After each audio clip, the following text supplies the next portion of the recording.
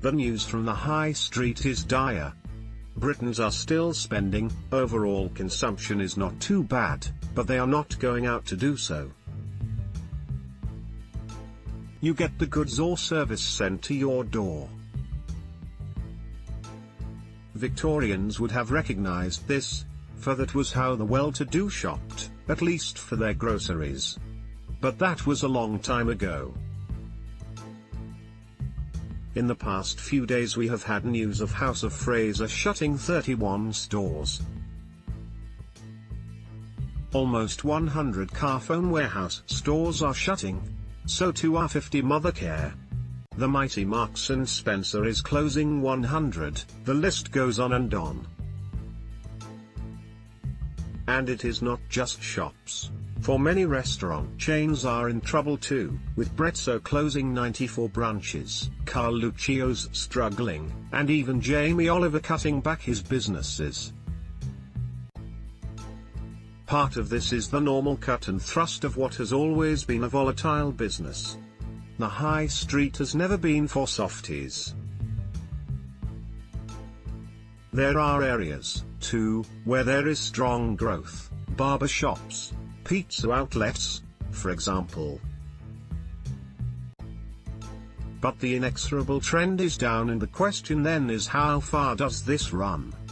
At some stage the shift to online will trough, but clearly not yet. Anger as House of Fraser axes stores, jobs and demands rent cuts. I was pondering this, when someone sent me Mary Meeker's 2018 Internet Trends report, presented at the Code Conference in Rancho Palos Verdes, just over a week ago. She is the great guru of the communications revolution, and her presentation of nearly 300 slides is clipped through in straightforward down-to-earth fashion in less than half an hour. It is terrific, the best snapshot of our changing world that there is. It is mostly about the US and China, but obviously of direct concern to us and to Europe. Here are just a few themes. The shift to online is actually speeding up, not slowing down, and it seems that China has now passed the UK as having the highest proportion of sales online. Amazon is increasing its footprint, gaining a larger share of the growing market of online sales. The US and China together own all the top 20 internet companies ranked by market value, with the US having 11 and China 9. 5 years ago the US had 9 and China 2 of the top 20. This duopoly has rolled over every other country. Voice-controlled products are booming, mobile payments are burgeoning, and people are still increasing the amount of time they spend online, now up to 5.9 hours a day for adult Americans, with 3.3 hours of that on mobile devices. Any signs of a plateau? Yes, in the sense that last year for the first time, smartphone unit sales did not grow at all, and internet connections worldwide, while still rising, are doing so at a slower rate, 7% last year against 12% in 2016. As Mary Meeker says, with more than half the world online there are fewer people left to connect. Canadian Prime Minister Justin Trudeau meets with British Prime Minister Theresa May at the G7 Leaders Summit in La Molbert, Quebec. Brexit Secretary David Davis, right, and International Trade Secretary Liam Fox leave 10 Downing Street. Prime Minister Theresa May held an emergency Brexit cabinet meeting in an attempt to resolve tensions over the UK's Irish border plan.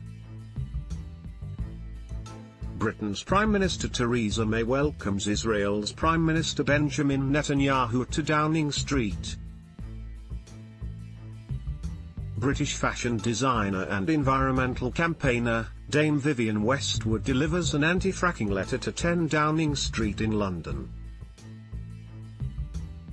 New images issued by the Grenfell Tower inquiry of the kitchen in Flat 16 where the fire started on June 14 last year.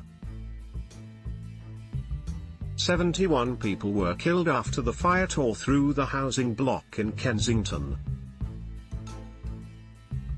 Bishop of Southwark Christopher Chesson and members of the public attend a commemoration service on the first anniversary of the London Bridge terror attack. Britain held a national minute of silence on June 3, 1 year on from the London Bridge terror attack that killed 8 people and injured dozens more. William Buick Reading Massa celebrates crossing the line and winning the Investec Derby race on Derby Day at Epsom Downs. Traffic passes anti-Brexit signs on the County Derry/Londonderry Northern Ireland and County Donegal in the Irish Republic. Northern Ireland could be given joint EU and UK status and a buffer zone on its border with the Republic, under new plans being drawn up by David Davis, according to reports. Eleanor Crossy Malone displays an abortion pill packet after taking a pill as abortion rights campaign group Rosa, Reproductive Rights Against Oppression, Sexism and Austerity distribute abortion pills from a touring bus in Belfast, Northern Ireland. Flouting Northern Irish governmental laws which forbid the use of abortion pills, the group are also protesting outside offices belonging to the main political parties in the province. Women in Northern Ireland have been prosecuted for buying abortion pills over the internet, and it is illegal for a woman to have an abortion unless in special circumstances, unlike the rest of the United Kingdom.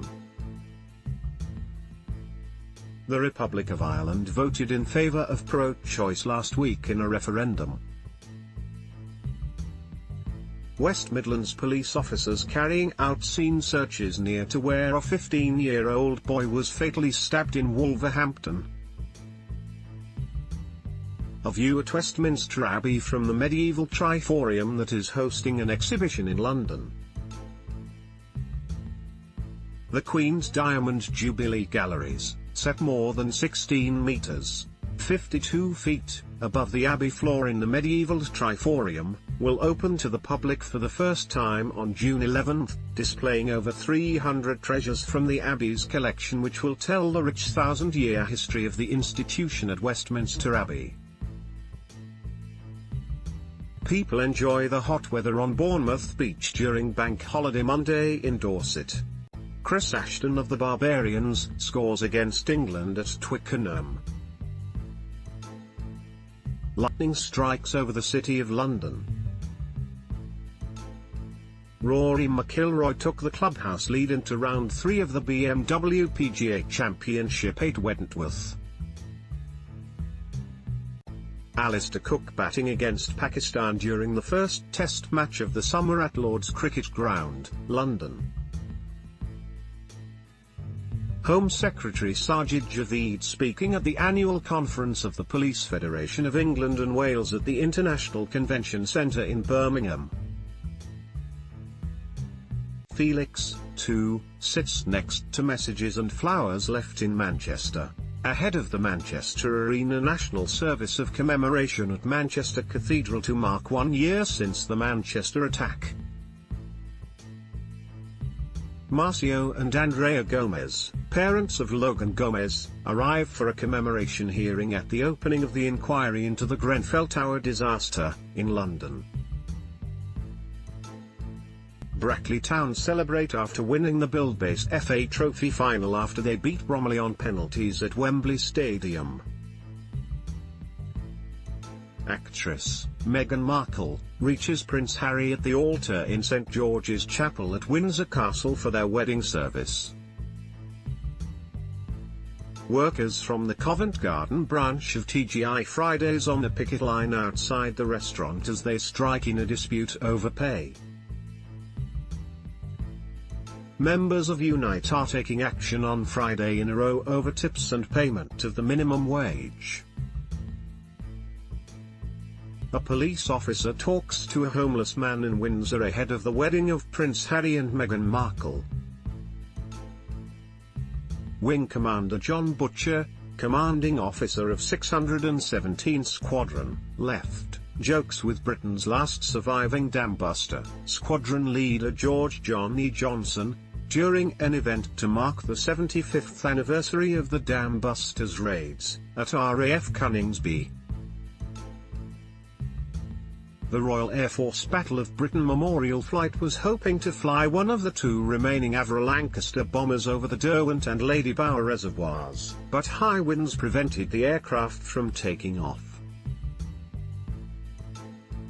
2018 marks the 100th anniversary of the formation of the RAF and the 75th anniversary of the 617 Squadron Dambusters operation. The Dambuster Raids, Operation Chastise, was an attack on German dams on 17 May 1943 by Royal Air Force No. 617 Squadron, using an innovative bouncing bomb, which skimmed on the surface of the reservoir before hitting the dam wall and exploding. President of Turkey Recep Tayyip Erdogan speaks as British Prime Minister Theresa May listens during a press conference after their meeting at 10 Downing Street. Erdogan is in the UK for a 3-day visit, which includes a closing lecture at the Tat Lidl Forum in Oxford, an audience with the Queen and talks with Theresa May. The funeral cortege of Alfie Evans goes past Everton's Goodison Park ground in Liverpool. Doctors at Alder Hey Children's Hospital in Liverpool stopped providing life support treatment to Alfie last month after his parents, Tom Evans and Kate James, lost 2 rounds of fights in the High Court, Court of Appeal, Supreme Court and European Court of Human Rights. Daisy May Cooper, the winner of the Female in a Comedy Award for this country, with her BAFTA. Thousands of union members marched through central London demanding a new deal for workers, in an event organised by the Trades Union Congress, TUC. Jeremy Corbyn with shipbuilding apprentices at the Fairfield Shipbuilding Museum in Govan. During a speech he called for Navy shipbuilding contracts to stay in the UK. Dominic Chilcott, right, British ambassador in Turkey, hands over a letter of apology from the UK government to Libyan dissident Abdul Hakim Belhaj, at the British consulate, in Istanbul. Abdul Hakim Belhaj and his wife, Fatima Boudka, allege they were detained in Southeast Asia in 2004 and sent to Libya to be interrogated by the regime of late dictator Muammar Gaddafi. Britain acknowledged Thursday that its intelligence agents played a role in the kidnapping and torture of an opponent of the late Libyan leader Muammar Gaddafi, a rare admission of wrongdoing by British spies. The coffin of former House of Commons Speaker Lord Michael Martin, followed by his widow Mary, is carried from St Aloysius in Glasgow after his funeral. The former Labour MP died on Sunday, April 29, after a short illness at the age of 72. Mayor of London Sadiq Khan and Labour MP Heidi Alexander. Ms Alexander is standing down from Parliament after being confirmed as London's Deputy Mayor for Transport, replacing current Deputy Mayor Val Shawcross. Arsene Wenger bids farewell to Arsenal Football Club and the stadium he helped to build in more ways than one. It was Wenger's final home game of after 22 years in charge. Arsenal sent him off with a 5-0 victory over Burnley. Manchester City celebrate with the trophy after winning the Premier League title. Anti-independence supporters wave Union Jack flags as thousands of demonstrators march in support of Scottish independence through the streets of Glasgow. Prime Minister Theresa May with her supporters during a visit to Wandsworth Town Hall, where the Conservative Party retained control of Wandsworth Council in the local elections.